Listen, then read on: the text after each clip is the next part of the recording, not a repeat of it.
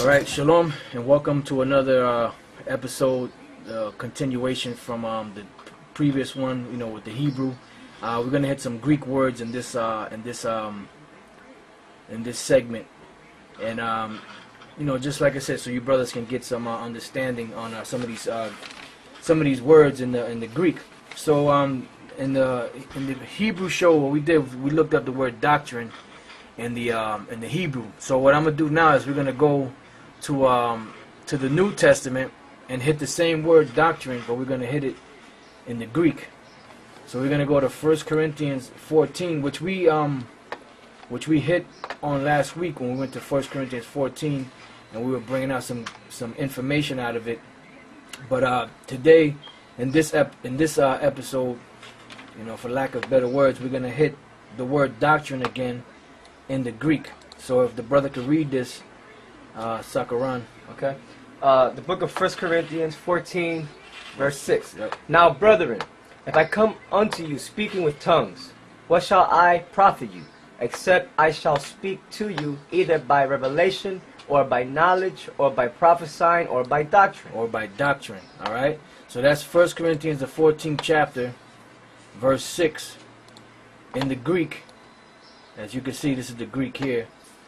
And now you scroll down to the word doctrine right here, and the word there is what? Didache. Didache or didake. Or didake. All right. We're not experts in reading the Greek, but here you have a pronunciation key. Right, there you go. Didake. Didake. All right. And the word didake means what? It means teaching, that which is taught. Doctrine. Doctrine. So now you have two different types of doctrine. You have the doctrine, which is the truth of the scriptures, and you also have the doctrine, which is the lies that were perpetrated basically by the Roman Catholic Church. Right. All right. And just bear with me 1 second. Okay. Right. So you have the doctrine of the truth, and then you also have the doctrine of falsehood. Of falsehood, right? Which was perpetrated by the Roman Catholic Church, and they used certain key words in the Bible to push that bullshit teachings of the Roman Catholic Church to indoctrinate people into religion. And like I said, Lord's will, maybe the next show we're gonna touch on that word religion in the scriptures, because you have a lot of especially KSC the 8 and Shrek. They talking all kind of bullshit about, well, if you're saying that this is not religion, then why does the word religion? And we're not, like I said, we're not doing it for him. Right. We're doing it for you brothers that's sincere, you know. And Lord's will, the next episode we'll touch on that. Because the same night that we saw the video, we put something together, and we were going to do something, but said, man, we're not going to waste our time with these clowns. But it is a good point that was brought up. So we're gonna go into it to show you brothers about the word religion. But anyway, doctrine was, go ahead. Teaching concerning something. Go ahead. The act of teaching. Instruction. Go ahead. In religious assemblies of the Christians to speak in the way of teaching in distinction from other modes of speaking in public. Right. So the doctrine, basically the real doctrine is the truth of the Bible. Right. That the Bible is only given to the nation of Israel. That Yahweh Shai and his father Yahweh are black men. They only came for the nation of Israel. Israel is going to be the only ones that's going to benefit in the kingdom, so on and so forth.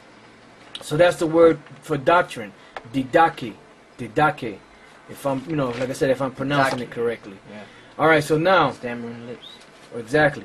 So now we're going to go to another word that is very controversial, and that the Roman Catholic Church once again uses as a guise to push their bullshit agenda, so to speak, which is that really that Egyptian mystery religion Go to Acts 16:1. That Babylonian mystery religion bullshit. All right, which all religions today teach. All right, so now we're gonna have Elder Sakaran read Acts 16:1. Okay, the book of Acts, chapter 16, verse 1. Then came he to Derbe and Lystra. This is talking about Paul. Go ahead. And behold, a certain disciple was there, named Timotheus, Go ahead. the son of a certain woman, which was a Jewess, and believed, but his father was a Greek. Right, his father was a Greek. He was an Israelite. She was a Jewess, and she believed. So she was a Jew, but his father also was a Jew, but his father was a non-believer. Right, non-believer. He was classified as a Greek or Hellenist. Right? Go ahead. Which was well reported of by the brethren that were at Lystra and Iconium. Him would Paul have to go forth with him, and took and circumcised him because of the Jews which were in those quarters. Right. Well, since we're on the word circumcised, him would Paul have to go forth with him, and took and circumcised him because of the Jews which were in those quarters. You brothers that are not circumcised, you need to get circumcised, man. Yeah. Especially if you're going to partake of the Passover, you know? Yeah. I mean, we're under grace, but you brothers should look into getting circumcised, man. Right. At least an angel with a sword come ready to destroy you. Ready to destroy you, or at least a brother in the camp pull out a sharp stone and you know, and circumcise you themselves. Go ahead. Faith without works is dead. That's right. So that's one of those works. Right. You know? Right. We just that's right. Be ye not hearers of the word only, but doers also. That's right. That's right.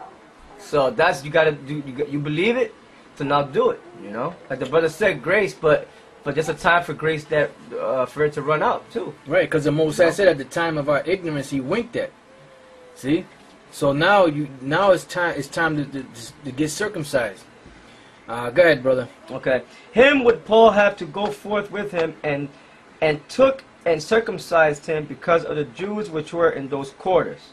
For they knew all that his father was a Greek. Right, so they knew that Timothy's father was a Greek, so they knew that Timothy was uncircumcised. So Paul took him, he took probably took a sharp knife or a sharp stone and circumcised him. Or whatever the manner was back then, however they did it. Go ahead. And as they went through the cities, they delivered them the decrees for to keep. Go ahead. That were ordained of the apostles and elders which were at Jerusalem. Now this is a key scripture here, because this is one of the scriptures that the Roman Catholic Church uses to push a word that they call dogma. And we're gonna build on that word, dogma. Alright? Now the word here, it says, and as they went through the cities, they delivered them the decrees for to keep. Now we're going to go to Acts 16 and verse 4 here in the Greek. And we're going to see what it says for the word decrees. Alright? The decrees is what? Dogma. Dogma. You got the word dogma there. So it says what? Doctrine, decree, ordinance, of public decrees, of the Roman Senate, of rulers. Right, because you had the Caesars, they had decrees also. And this word dogma, it appears, I believe it's like 4 or 5 times in the New Testament, in the Greek. And they took this word dogma and they built a whole religion based around this. And based around that scripture, which we're going to get back to. But go ahead. The rules and requirements of the law of Moses. Right, go ahead. Carrying a suggestion of severity and of threatened judgment. That's the dogma, the Bible. Go ahead. Of certain decrees of the apostles relative to right living. Right, and this is where they took this whole scripture and they basically built a religion out of it.